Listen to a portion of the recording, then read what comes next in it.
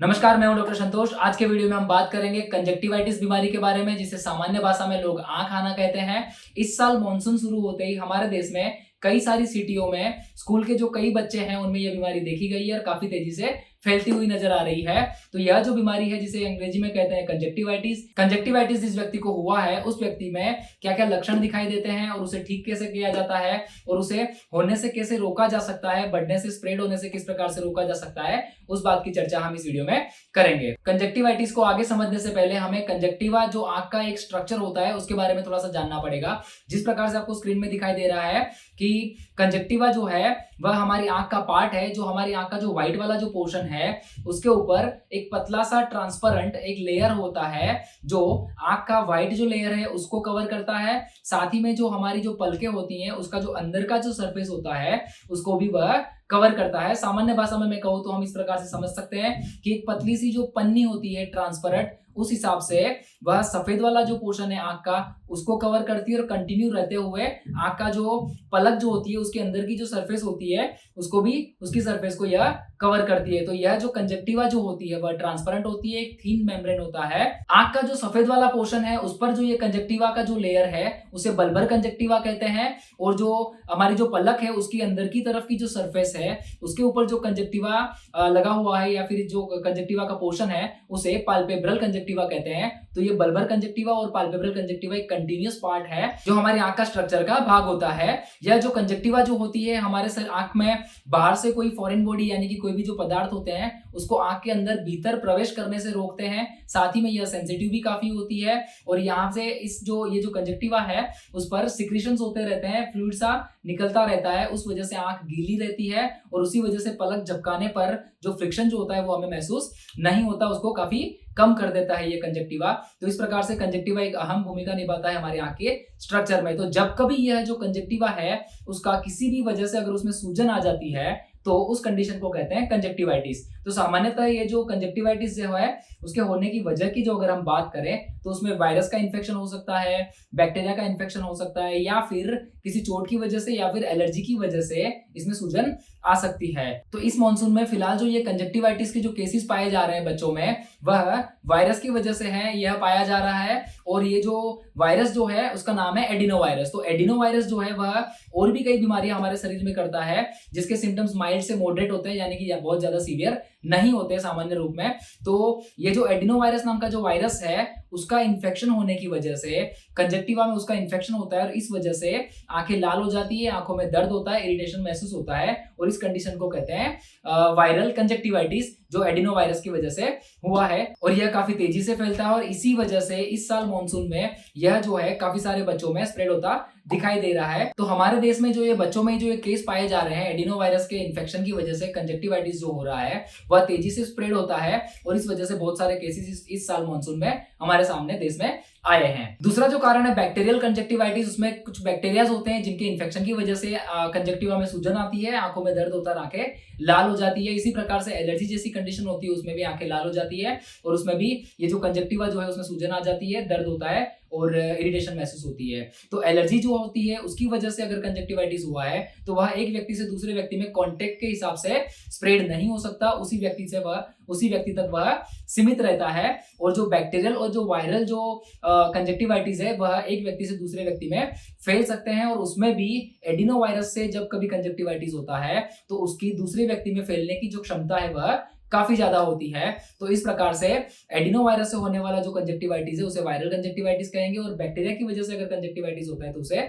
Bacterial conjunctivitis कहेंगे और allergy की वजह से अगर कंजक्टिवाइटिस हो रहा है तो उसे एलर्जिक कंजक्टिवाइटिस कहते हैं। इस साल जो मॉनसून में जो केसेस दिखाई दे रहे हैं वह वायरल कंजक्टिवाइटिस है, ऐसा सामने आया है। हमारे देश में काफी सारे सिटी में अचानक से बहुत सारे बच्चों में यह इन्फेक्शन पाया जा रहा है। ये जो कंजक्टिवाइटिस जो है बच्चे और एडल्ट सभी में बराबर रूप से हो सकता है, पर बच्चों में ये ज्यादा पाया जा रहा है क्योंकि बच्चे जो होते हैं वह कुछ चीजों को लेकर केयर नहीं करते, अवेयर नहीं होते। इस वजह से एक बच्चा दूसरे बच्चे की कांटेक्ट में आता है, दूसरा बच्चा तीसरे बच्चे की कांटेक्ट में आता है और उस दौरान कंजक्टिवाइटिस को एक बच्चे से दूसरे बच्चे में फैलने के लिए जो प्रिवेंशन मेजर्स लिए जाने चाहिए, जो अवेयरनेस होनी चाहिए, वो बच्चों में कम होती है। इस वजह से ये फटाक से दूसरे बच्चों में स्प्रेड होता है और स्कूल में जाने की वजह से बहुत सारे बच्चे एक साथ कॉन्टेक्ट में आते हैं, तो इस वजह से ये बच्चों में ज्यादा देखा जाता है। अब हम बात करेंगे जिस व्यक्ति को कंजक्टिवाइटिस हुआ है उसमें क्या क्या साइंस और सिम्टम्स दिखाई देते हैं, यानी कि क्या क्या लक्षण दिखाई देते हैं। तो जब कभी यह एडिनोवायरस से अगर इन्फेक्शन हुआ है आंख में, तो ये जो कंजक्टिव वाला जो पार्ट है उसमें सूजन आ जाती है, जो कंजक्टिवा जो होती है वो लाल रंग की हो जाती है। इसी वजह से इस बीमारी को पिंक आई डिसीज भी कहा जाता है।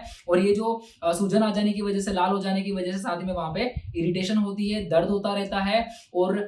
लाइट के लिए सेंसिटिव हो जाती है आंख काफी ज्यादा। यानी कि जो सामान्य रोशनी जो होती है, चाहे वो घर की लाइट हो या फिर सूर्य प्रकाश हो, जिसमें सामान्य जब आंख होती है तो उसको इतना इरिटेशन महसूस नहीं होता, पर जब कभी ये कंजक्टिवाइटिस हो जाता है तो ऐसे केस में व्यक्ति को थोड़ी सी लाइट से भी आंखों में तकलीफ महसूस होती है। इसे कहते हैं लाइट सेंसिटिविटी जो है वो काफी ज्यादा बढ़ जाती है। तो इस प्रकार से आंखें लाल होना, आंखों में दर्द होना, इरिटेशन महसूस होना, लाइट सेंसिटिविटी बढ़ जाती है। साथ ही में आंख के जो आंसू होते हैं या फिर हम कह सकते हैं कि पानी बहना स्टार्ट होता है। और कई बार ये एडिनोवायरस का इन्फेक्शन लगने के बाद उसके ऊपर बैक्टीरिया का भी इन्फेक्शन लगने के चांसेस बढ़ जाते हैं और इस वजह से आंख में से पस डिस्चार्ज होना शुरू होता है। जो पीला सा जो येलोइश जो लिक्विड होता है वह भी वहां से बहना शुरू होता है। और इसी वजह से जब व्यक्ति सो जाता है, सुबह उठता है तो आंखें चिपक जाती है और ये जो इकट्ठा सा हुआ वो मटेरियल होता है जो सूखने के बाद एक क्रस्ट सा बन जाता है। तो इस प्रकार के लक्षण जो होते हैं उसमें दिखाई देते हैं। साथ ही में आंख में खुजली आना भी इसके लक्षण के रूप में देखा जाता है।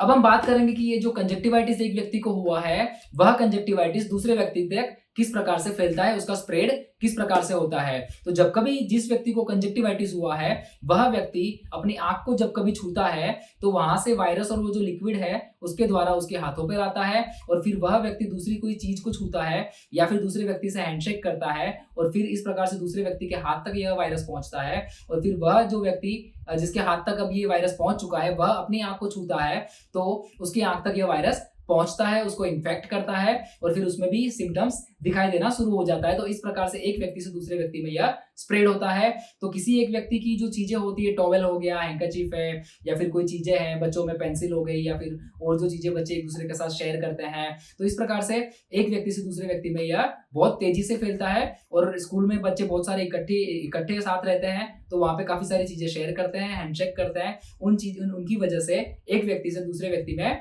यह जल्दी से स्प्रेड होता है। और इसी वजह से बच्चों को जब कभी यह सिम्टम दिखाई देता है तो स्कूल में छुट्टी करवा देनी होती है, दूसरे बच्चों में जाने से रोकना चाहिए और घर पर भी उसकी जो पर्सनल जो चीजें होती है उसकी उसको सेपरेट रखना चाहिए। उसमें उस बच्चे में से उसके घर के जो मेंबर्स होते हैं, एडल्ट व्यक्ति होते हैं, उनमें भी यह वायरस इस प्रकार से फैल सकता है। अब हम बात करेंगे कि जिस किसी व्यक्ति में कंजक्टिवाइटिस हुआ है उसको ठीक कैसे किया जाएगा, ट्रीटमेंट किस प्रकार से की जाती है। तो एडिनोवायरस की वजह से जो कंजक्टिवाइटिस होता है वह सेल्फ लिमिटिंग होता है। सेल्फ लिमिटिंग डिसीज का मतलब होता है कि वह कुछ समय के बाद अपने आप धीरे धीरे ठीक हो जाता है। तो सामान्यतः 1 हफ्ते से लेकर 2 हफ्ते में ज्यादातर व्यक्ति में यह जो बीमारी है वह ठीक हो जाती है, पर उस दौरान हमें कुछ मेजर्स लेने होते हैं, कुछ स्टेप्स हैं जो हमें करने जरूरी है, कुछ प्रिकॉशंस हमें लेने होते हैं ताकि यह जो बीमारी है वह दूसरे व्यक्ति में ना फैले। और जरूरत पड़ने पर कुछ दर्द वगैरह हो रहा है तो उसके लिए भी हमें कुछ ट्रीटमेंट यूज करनी होती है। तो वो किस प्रकार से होती है इसकी अगर हम बात करें तो जो व्यक्ति को कंजक्टिवाइटिस हुआ है उसको बार बार अपनी आंख साफ करनी है, साथ ही में अपने हाथ साबुन से साफ करने हैं। व्यक्ति अपनी आंख को बार बार गर्म या ठंडे पानी से साफ कर सकता है, उससे उसकी आंख में जो दर्द होता है वह कम महसूस होता है। और साथ ही में जो आंख के पास जो लिक्विड इकट्ठा हुआ है, जो डिस्चार्ज इकट्ठा हुआ है, वह इस प्रकार से वॉश किया जाता है। पर यहाँ पर हमें ध्यान रखना है कि वह जब कभी यह व्यक्ति वह वॉश करता है उसके बाद उसके हाथ को साबुन से अच्छे से धुले जाना चाहिए ताकि वह आंख के द्वारा उसके हाथ पे लगने के बाद दूसरे व्यक्ति के कांटेक्ट में ना आए। और जिस व्यक्ति को कंजक्टिवाइटिस हुआ है उसको बार बार अपनी आंख छूना नहीं है। अगर वह साफ करने के लिए गर्म या ठंडा पानी का यूज करता है और साफ करता है, उसी दौरान वह व्यक्ति उसको छुएगा और फिर अपने हाथ अच्छे से साबुन से साफ करेगा ताकि वह वायरस उसकी आंख से हाथ पर स्टे ना करे, ताकि फिर दूसरे व्यक्ति में स्प्रेड ना हो। और साथ ही में हमें क्या करना है कि वो जो व्यक्ति है जिसको कंजक्टिवाइटिस है उसको दूसरे व्यक्ति की कांटेक्ट में ना आए, इसलिए उसको भीड़ में नहीं जाना है, दूसरे व्यक्ति के टच में नहीं आना है। वह जो व्यक्ति है उसको चश्मे पहनने से एक फायदा होता है कि जो लाइट जो होती है डायरेक्टली कम हो जाती है आंखों में आना। तो जो गॉगल्स वगैरह पहनते हैं तो उसकी वजह से बाहर से जो लाइट प्रवेश करती है आंख में उसकी इंटेंसिटी कम की जा सकती है गॉगल्स पहनने से। तो उस वजह से जो लाइट के लिए जो सेंसिटिविटी बढ़ गई थी कंजक्टिवाइटिस की वजह से, जो हमें अच्छा महसूस नहीं करवा रही थी, इरिटेशन महसूस करवा रही थी लाइट, तो गोगल्स पहनने से हमें थोड़ा सा राहत महसूस होता है। तो इस प्रकार से गोगल्स पहनना चाहिए। साथ ही में आर्टिफिशियल टीयर ड्रॉप्स नाम के कुछ आई ड्रॉप्स होते हैं, जो आर्टिफिशियल टीयर्स यानी कि आंखों को वॉश करने के लिए या फिर आंखों में फ्रीक्वेंटली डालने से आंख जो है वो वॉश होती रहती है और इस प्रकार से वहाँ आंखों का जो इरिटेशन है उसको कम किया जा सकता है और आंखों में जो लिक्विड जो होता है, जो क्रस्ट जो होता है या फिर जो डिस्चार्ज इकट्ठा हो रहा है उसकी मात्रा कम की जा सकती है। तो इस प्रकार से आर्टिफिशियल टीयर ड्रॉप्स जो होते हैं वह यूज किए जा सकते हैं। कंजक्टिवा का एडिनोवायरस से इन्फेक्शन होने के बाद जो कंजक्टिवाइटिस हुआ है उसमें हालांकि एंटीबायोटिक का रोल नहीं है, पर फिर भी एक बार एडिनोवायरस से इन्फेक्शन होने के बाद आंख हमारी थोड़ी सी कमजोर हो गई है, उसका जो कंजक्टिवा है वह अभी पहले जितना कार्यक्षम नहीं है, इस वजह से उसमें दूसरे बैक्टीरिया का इन्फेक्शन लगने के चांसेस काफी ज्यादा बढ़ जाता है। तो वह जो दूसरे बैक्टीरिया का इन्फेक्शन ना लगे इसलिए प्रिकॉशन के भाग में हम एंटीबायोटिक ड्रॉप्स जो होते हैं उसका यूज किया जाए तो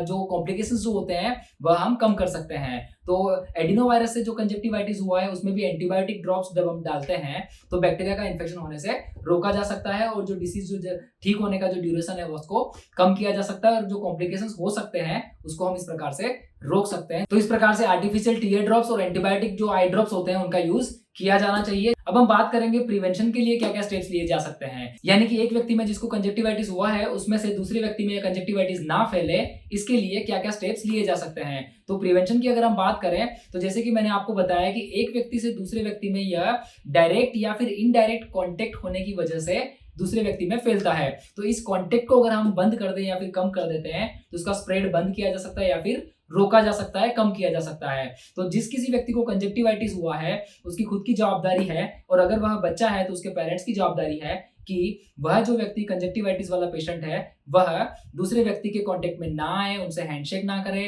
अपनी चीजें उनसे शेयर ना करे, जैसे टॉवेल हो गया, हैंकरचीफ है, पिलो है या फिर कोई भी जरूरी जो चीजें हैं उनसे शेयर नहीं करनी है। गोगल्स वगैरह पहनने हैं ताकि वह बार बार अपनी आंखों को छूने से रोके और वह व्यक्ति दूसरे व्यक्ति को जल्दी से टच ना करे। तो इस प्रकार से यह हो गया प्रिवेंशन वाला पार्ट। तो इस वीडियो में हमने देखा कि कंजक्टिवाइटिस बीमारी जो है वह क्या होती है और उसको रोकने के लिए क्या क्या प्रिवेंशंस लिए जा सकते हैं, होने के बाद किस प्रकार से इसको ठीक किया जा सकता है और इसमें व्यक्ति में क्या क्या लक्षण दिखाई देते हैं। तो इस प्रकार से अगर यह वीडियो आपको अच्छा लगा है तो वीडियो को लाइक करिए, दोस्तों में शेयर करिए और अगर अभी तक आपने हमारे चैनल सब्सक्राइब नहीं करी है तो कृपया चैनल सब्सक्राइब करिए। नमस्कार।